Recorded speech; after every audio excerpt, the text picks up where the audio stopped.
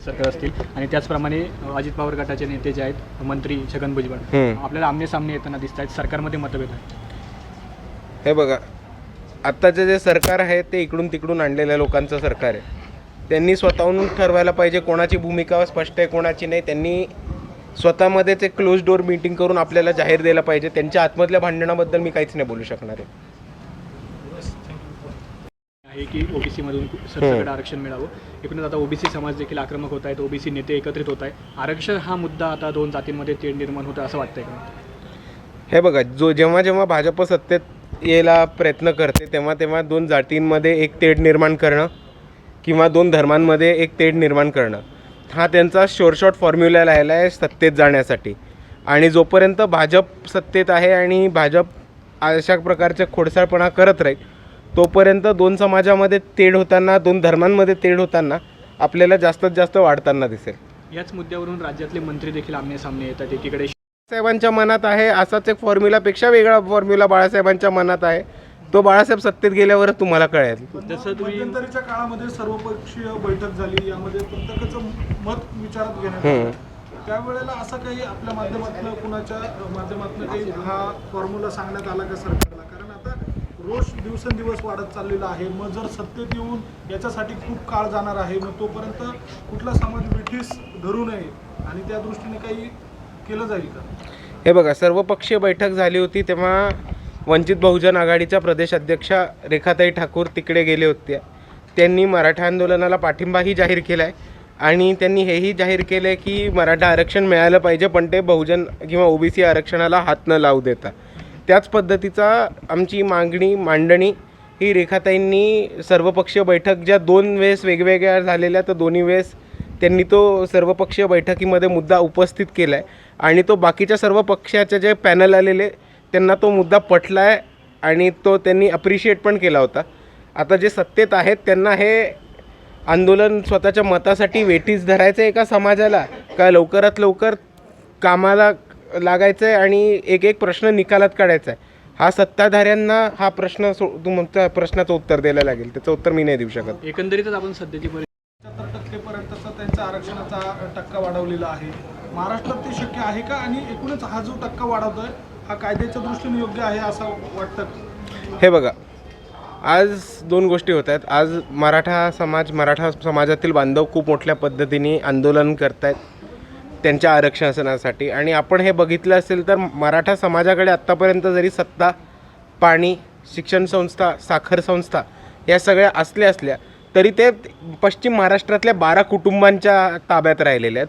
बाकीचा जो तमाम मराठा समाज आहे तो गरीब मराठा समाज वंचितच राहिलेला आहे. तर त्या पद्धतीने मांडताना वंचित बहुजन आघाडीचा मराठा समाजाचं जे आंदोलन आहे जे जरांगे पाटील साहेबांनी उभं केलं त्याला पाठिंबाच राहणार आहे. पण आमचं हे पण म्हणणं आहे की ओबीसीच्या आरक्षणाला धक्का न लागू देता ते मराठा रिझर्वेशन आणायचा फॉर्म्युला हा बाळासाहेबांकडे आहे आणि तो लवकरात लवकर आम्ही सत्तेत गेल्यावर अंमलात आणूच. त्याच पद्धतीने माझं असं म्हणणं आहे की बिहारचं रिझर्वेशनच्या आधी एक महत्त्वाची गोष्ट आलेली की बिहारचं सेन्सस आलेलं आणि त्या कास्ट सेन्ससमध्ये आलेलं की जो आपण वंचित घटक म्हणतो किंवा बहुजन घटक म्हणतो तो बिहारचा 80% किंवा 82% फॉर्म करतो. आणि जर आपण हाच डेटा बघितला तर रिझर्वेशनच्या विरोधात जे बोलतात त्यांना एक गोष्ट कळेल की इकडचा 20% लोक ह्याच्यावरनं रडत आहेत की 50% गोष्टी 80% लोकांसाठी रिझर्वड आहेत. आणि ह्याच्यावरनं तुम्हाला कळलं असेल तर आपण ते 75% सहज नेऊ शकतो आणि ते अनकॉन्स्टिट्युशनल नाही आहे. म्हणजे असंच काही फॉर्म्युला बाळासाहेबांच्या पण की ज्या स्पर्धा परीक्षा होतात त्या कंपन्यांना जे दिलं जातं तो एक प्रकारचा स्कॅम आहे. योग्य व्यक्तींनाच त्याचे ॲक्सेस असतात. ते थेट प्रश्नपत्रिका फुटेपर्यंतचा विषय होतो.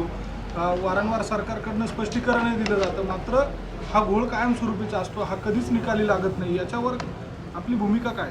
नाही, ह्याच्यावरती एकच भूमिका असणार आहे की वन टाईम रजिस्ट्रेशन केलं तर हा मुद्दा सॉल्व्ह होतो. आणि आमची अशी पण मागणी आहे की एक पेपर फुटीच्या विरोधात कडक कायदा यायला पाहिजे आणि त्या कडक कायद्याच्या अनुषंगाने एक कारवाई पण झाली पाहिजे. स्ट्रिक्ट प्रोसिजर झालं पाहिजे आणि शासनाने त्यांचा कारभार हा जास्त दक्षतेने केला पाहिजे. आता राज्यामध्ये मराठा आरक्षणाचा मुद्दा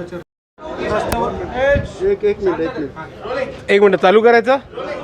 चालेल, लिहू द्या. आता नाशिकमध्ये आला आहात तुम्ही विद्यार्थ्यांचे प्रश्न घेऊन काय नेमकी भूमिका घेऊन तुम्ही आज नाशिकमध्ये आला आहात? हे बघा, महाराष्ट्रामध्ये गेल्या 2 महिन्यापासून कंत्राटी भरतीवरती नोकऱ्या मिळणं, क्लास 1 ते क्लास 4 ऑफिसरच्या नोकऱ्या मिळणं, शासकीय सरकारी नोकऱ्या देणं हे मोठ्या प्रमाणात सुरू झालं आहे आणि त्याच्या विरोधात हे आमचं आंदोलन आहे. आज आपण जर बघितलं तर 9 कंपन्यांना हे कॉन्ट्रॅक्ट मिळणार आहे ज्याच्यावरती भरतीवरती नोकऱ्या दिल्या जाणार आहेत आणि ते अनकॉन्स्टिट्युशनल आहे असं आमचं म्हणणं आहे. कारण तुम्ही सरकारी अधिकाऱ्यांच्या नोकऱ्या जर तुम्ही कॉन्ट्रॅक्टवरती देताय तर तुम्ही ह्याचा अर्थ हेच डिक्लेअर करताय की तुम्ही हे सरकार भाड्यावरती दिलं चालवायला आणि ते भारताच्या संविधानाच्या विरोधात आहे. त्याच्यामुळे आम्ही याच्यावरती आंदोलन करतो आहे आणि स्पर्धा परीक्षा परत आणल्या पाहिजेत ही आमची एक प्रामुख्याने मागणी आहे. त्याच्याचबरोबर जिल्हा परिषदेच्या ज्या शाळा आहेत त्या 4 शाळांचं एक मध्यवर्ती क्लस्टर करण्यात येणार आहे आणि तो क्लस्टर कुठल्या तरी कॉर्पोरेट सेक्टरमधल्या कंपनीला चालवायला देणार आहे आणि तो जो कॉन्ट्रॅक्ट असणार आहे तो 11 महिन्यांचा असणार आहे फक्त. आता जर आपण बघितलं तर तुम्ही 4 शाळा बंद करतायत तर ह्याच्यावरती ज्या तालुक्याच्या ठिकाणी त्या जिल्हा परिषदेच्या शाळा आहेत त्या तालुक्याच्या ठिकाणी जे आजूबाजूला गाव आहेत त्या गावांचं नुकसान होणार आहे. सगळ्या विद्यार्थ्यांना परत खूप प्रवास करून त्या मध्यवर्ती क्लस्टरच्या तिकडे यायला लागणार आहे. हा एक महत्त्वाचा मुद्दा आहे. जिल्हा परिषदच्या शाळा बंद करणं म्हणजे तुम्ही गोरगरीब विद्यार्थ्यांकडनं, ग्रामीण भागातनं आलेल्या विद्यार्थ्यांकडनं, तमाम कष्टकरी शेतकरी वंचित समाजातल्या विद्यार्थ्यांकडनं शिक्षणाचं साधन हिणावून घेत आहे असा एक अर्थ होतो. आणि मला एक गोष्ट कळत नाही की तुम्ही जेव्हा 11 महिने एक शाळा चालवायला देता तेव्हा 11 महिने झाल्यानंतर पुढच्या वर्षी विद्यार्थी काय करणार आहेत, कुठल्या शाळेत जाणार आहेत, नवीन शाळा शोधणार आहेत. तुम्ही त्यांच्यावर ही अपेक्षा ठेवता की त्यांनी 1 वर्ष शाळा करून शहरात यायला पाहिजे. तर ह्या सगळ्याच्या विरोधात हा आमचा आज एक महत्त्वाचा मोर्चा आहे. आणि राजस्थानमध्ये जसं 1 टाईम रजिस्ट्रेशन ही कल्पना चालू होते त्याच पद्धतीने आमच्या ही मागणी आहे की महाराष्ट्रामध्ये पण 1 टाईम रजिस्ट्रेशन झालं पाहिजे. तुम्ही पोर्टलवरती जावा, एकदा फी भरा, एकदा रजिस्ट्रेशन करा आणि त्या एकदा भरलेल्या फीमधनं आणि रजिस्ट्रेशनमधनं तुम्हाला प्रत्येक स्पर्धा परीक्षा आणि प्रत्येक कॉम्पिटेटिव्ह एक्झामला तुम्हाला अपियर होता येईल, तुम्हाला सीट मिळायला पाहिजे. असं नाही व्हायला पाहिजे की तुम्ही प्रत्येक पोर्टलवरती वेगवेगळ्या वेळेस जाऊन वेगवेगळ्या वेळेस रजिस्टर करा आणि त्याच्यावरनं परत फीज भरत. तर ह्या सगळ्याच्या विरुद्ध आज वंचित बहुजन आघाडीने महाराष्ट्रामध्ये बऱ्याच ठिकाणी आंदोलन केलं आहे. लातूर, सांगली, परभणी, नांदेड, अकोला, औरंगाबादमध्ये लवकरच होईल. त्याच पद्धतीने आज नाशिकमध्ये हा आम्ही विद्यार्थ्यांच्या प्रश्नांवरती एक भव्य मोर्चा ऑर्गनाईज केलेला आहे. याच प्रश्नांना